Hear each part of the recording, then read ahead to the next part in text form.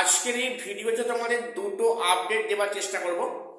একটি হলো যে এক্সপিরিয়েন্সের 10 মার্কস নিয়ে আজ তো কিছুই হলো না, পরবর্তী ডেট কিন্তু আগামীকাল, আমি সে নিয়ে আলোচনায় আসছি। এবং একটি খবর আমি ফেসবুক গ্রুপে দেখলাম, অনেকে সেটা পোস্ট করেছে যে নবম দশমের নাকি ভেরিফাই প্রক্রিয়া ভোটের আগে হবে না। এটা আদৌ সত্য কিনা আমি সে নিয়ে আজকে আলোচনায় আসছি। তো প্রত্যেকে চ্যানেলটা সাবস্ক্রাইব করে দিও এবং গুরুত্বপূর্ণ আপডেট পাওয়ার জন্য। প্রথম বিষয়টা বলি যে আজকের এক্সপিরিয়েন্সের মার্কস নিয়ে আমরা প্রত্যেককেই অধীর আগ্রহে ছিলাম যে আজকে কোর্টে হয়তো শুনানি হওয়ার পরে একটা ভার্ডিক্ট আসবে বা শুনানির পর্যায়ে সমাপ্ত হবে। কিন্তু সেখানে দেখলাম কি, সেখানে আজকের শুনানি হলো না। যেটা মামলাটা ছিল 50 নম্বর সিরিয়ালে, সেখানে আদৌ অতদূর কেস পৌঁছায়নি, কাজে আজকে শুনানি হয়নি। এর ফলে হয়তো অনেকে একটু হতাশার মধ্যে পড়েছ, হওয়াটা স্বাভাবিক। দেখো, এই বিষয়টা ওপরে আমাদের অনেক আশা ভরসা আছে যে দেখো, ফ্রেশার্সতে কিন্তু এখন একটাই আশার আলো যে এক্সপিরিয়েন্সের 10 মার্কস যদি বাদ যায়, সেটা যদি ইন্টারভিউ কলেজে হয়, তাহলে কিন্তু ফ্রেশার্সরা অনেক চান্স পাবে। কাজের সবার নজর ছিল এদিকে। তো যাই হোক, সেটা হয়নি।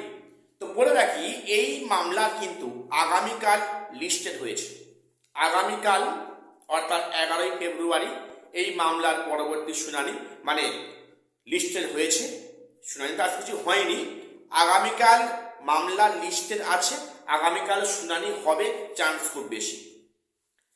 তো আগামীকাল যে মামলা শুনানি হবে, সেখানে এডি স্যার কি বক্তব্য রাখেন তার উপর ডিপেন্ড করছে বিষয়টা। এবং আগামীকাল কোনো ভার্ডিক্ট আসে কিনা আমাদের আরো একবার কালকের জন্য ওয়েট করতে হবে। তো এটা ছিল এখন এই মুহূর্তে আপডেট। এবং আরেকটি যে খবর আছে, যে আমি দেখলাম যে ফেসবুক গ্রুপে কিছু ব্যক্তি পোস্ট করছেন যে এরকম নবম দশমের এই ভেরিফাই প্রক্রিয়া ভোটের আগে হবে না।